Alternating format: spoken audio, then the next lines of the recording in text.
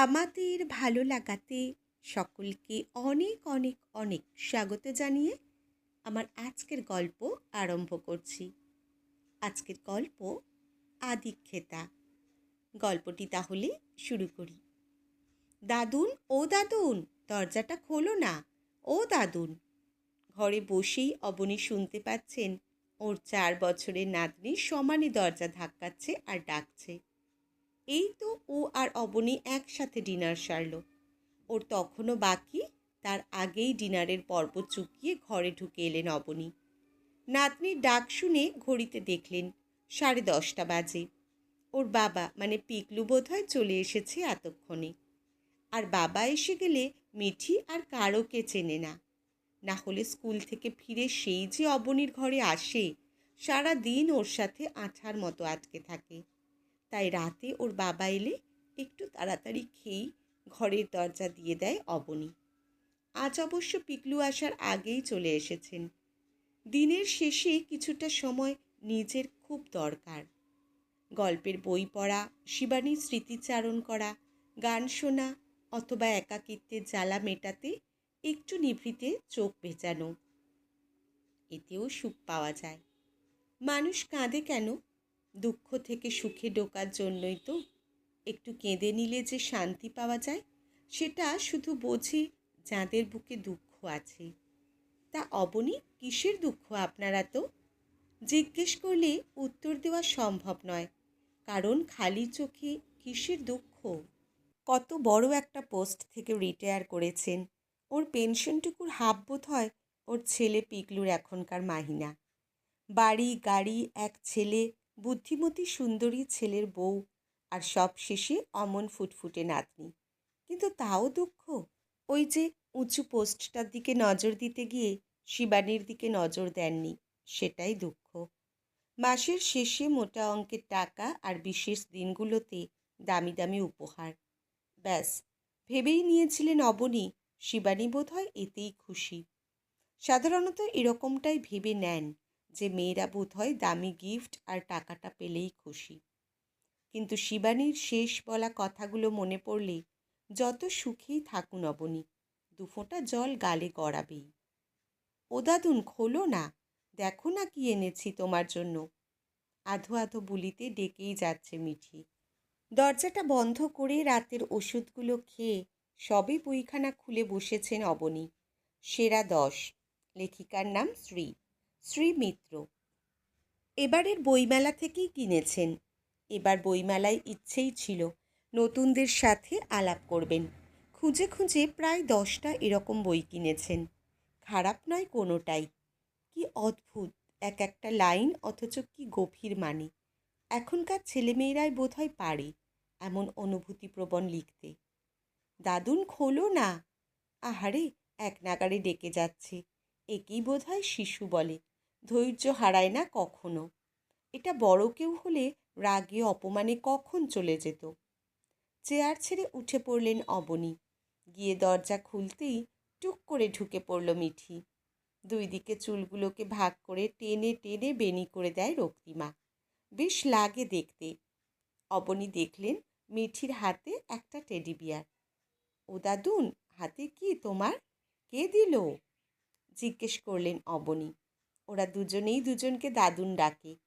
অবনীবাবুর কথায় হাতের সাদা লোমওয়ালা টেডিটা দাদুর হাতে দিয়ে বলল, এটা ধরো, বাবা এনেছে। যে যাই দিক, মিঠি আগে নিয়ে আসে অবনীবাবুর কাছে।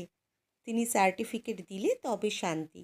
সেরকমই ভেবে হাতে নিলেন অবনী এই সাদা লোমওয়ালা ভাল্লুকটা। মিঠি সেটা অবনীর হাতে দিয়েই এগিয়ে গেল ঘরে রাখা রংচটা লোহার আলমারির দিকে। নাও, খোলো এটা। রীতিমতো হুকুম।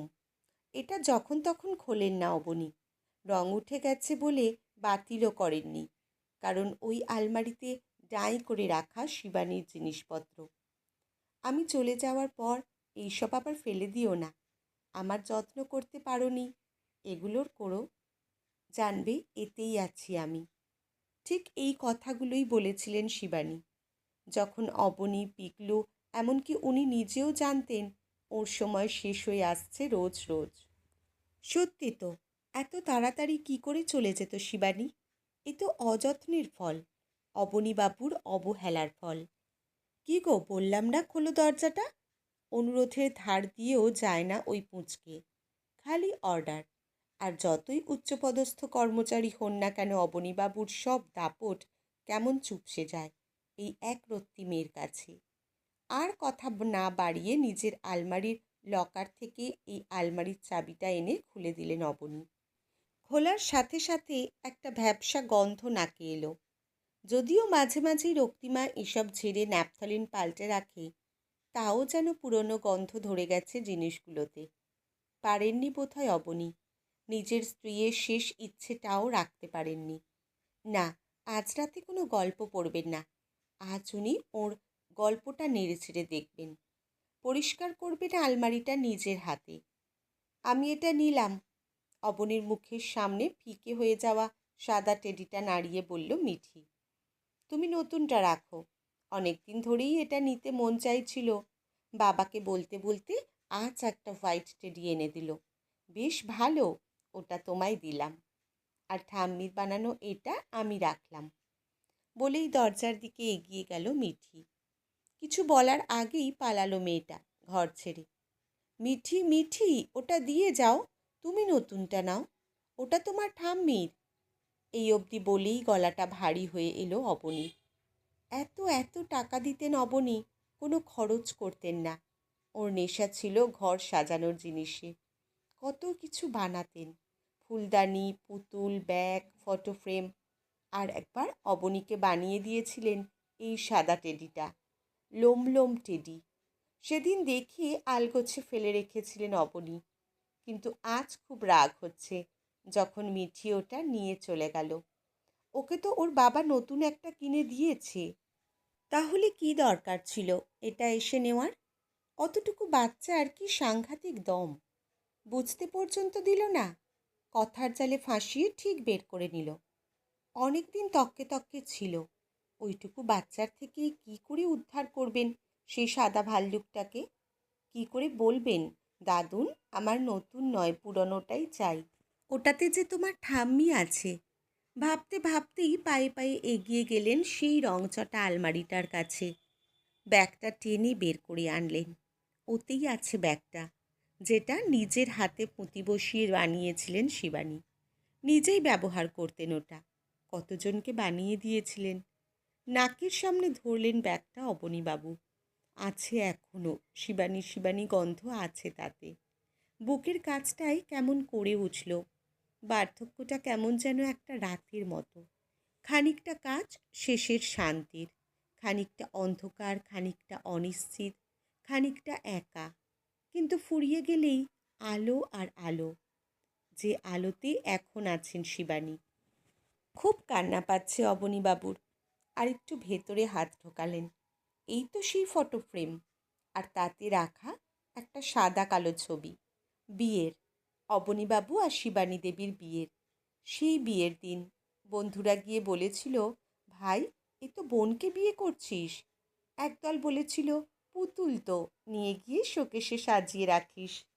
মনে আছে শুভদৃষ্টির সময় কিছুতেই তাকায় না শিবানী। কত বলে কয়েও তাকায়নি। পরে অবশ্য বলেছিল, অবনীর গোঁফ দেখে ভয় পাচ্ছিল। কথাটা মনে পড়তেই হেসে ফেললেন অবনী। সত্যি বাচ্চা ছিল, সারাদিন ঝুমঝুম করে এ ঘর সে ঘর ঘুরে ঘুরে বেড়াতো, ঠিক মিঠির মতো। মিঠির কথা মনে পড়তেই আবার রাগ হচ্ছে। মনে হচ্ছে পাশের ঘরে নিয়ে ওর থেকে নিয়ে আসি। কিন্তু আবার বসে পড়েন অবনী। থাক, উনি তো যত্ন করতে পারেননি, যদি মিঠি পারে ঠাম্মির যত্ন নিতে। সারাদিন খেলুক, ওটা দেখেই শান্তি পাবেন অবনী। একটা দীর্ঘশ্বাস ফেলে বাকি জিনিসগুলো তুলে রাখছেন আলমারিতে। বুকের কাছটায় খাঁ খাঁ করছে। আমি চলে যাওয়ার পর এইসব আবার ফেলে দিও না। আমার যত্ন করতে পারোনি, এগুলোর করো।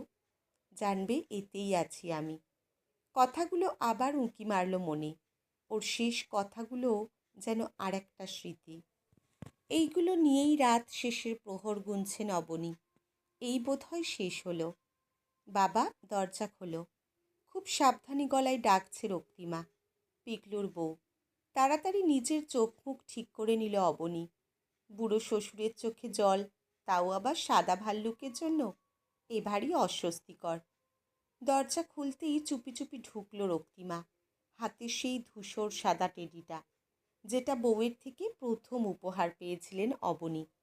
নাও, তাড়াতাড়ি আলমারিতে ঢোকাও, দস্যি মেয়ে বটে একটা। রক্তিমার কথায় আপত্তি করলেন অবনী। না না, ও এটা নিয়েই খেলুক, এতে তো ওরও অধিকার আছে। ঠাম্মিকে তো পায়নি, ঠাম্মির বানানো খেলনাতেই সেই সুখ পাক।